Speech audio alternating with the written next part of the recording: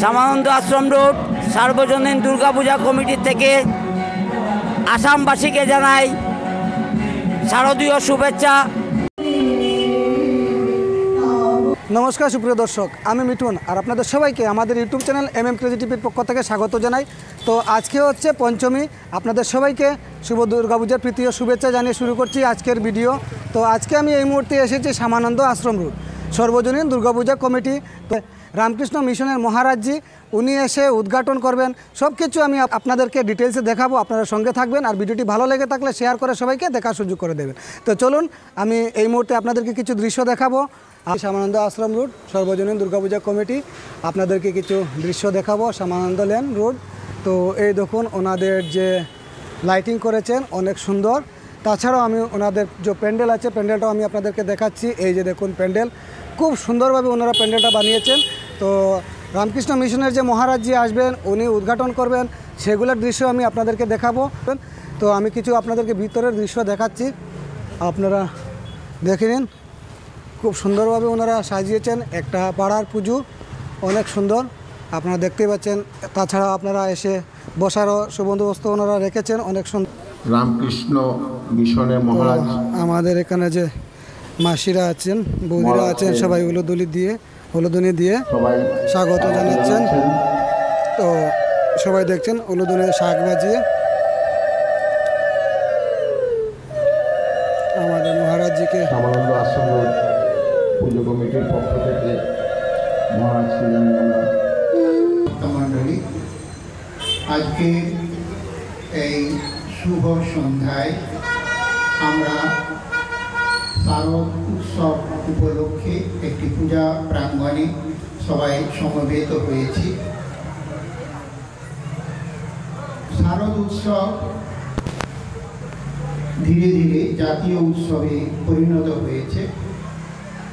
স্বাভাবিকভাবেই এটা একটি ট্র্যাডিশন এবং আমাদের মনে মাঝে মাঝে প্রশ্ন জাগতে পারে যে এই ট্র্যাডিশন পূর্বপুরুষেরা করে গেছেন বলেই কি মানছি, না দুর্গা, কালী, জগদ্ধাত্রী এরা সত্যি সত্যি আছেন, এই প্রশ্নটি জাগে।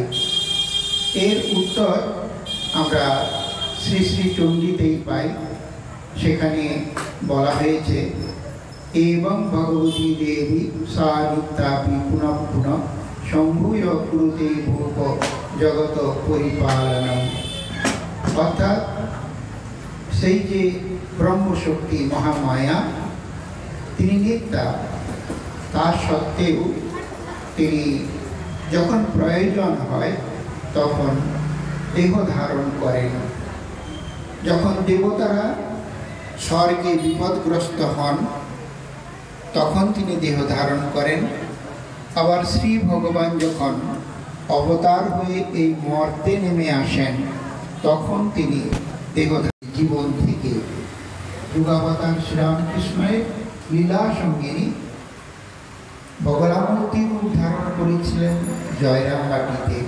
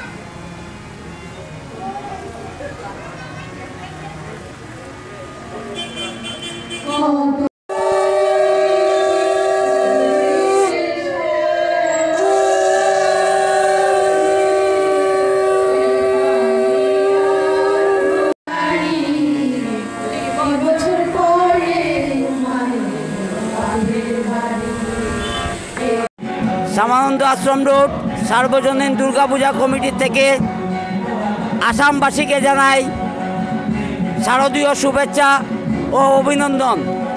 তৎসঙ্গে বরাকবাসীকেও আমরা জানাচ্ছি অভিনন্দন ও শুভেচ্ছা। এই শ্যামানন্দ আশ্রম রোড সার্বজনীন দুর্গাপূজা কমিটি প্রত্যেক পূজা কমিটিকে অনুরোধ জানাচ্ছে তারা যেন সুন্দর ও সুষ্ঠুভাবে পূজা পরিচালনা করে এবং পরিবেশ দূষণ যাতে না হয় সেই দিকে লক্ষ্য রেখে আমাদের এই দুর্গা উৎসবকে সুন্দর ও সার্থক করে তোলার জন্য শ্যামানন্দ আশ্রম রোড সার্বজনীন দুর্গাপূজা কমিটির পক্ষ থেকে সবাইকে অনুরোধ জানাচ্ছে। ধন্যবাদ।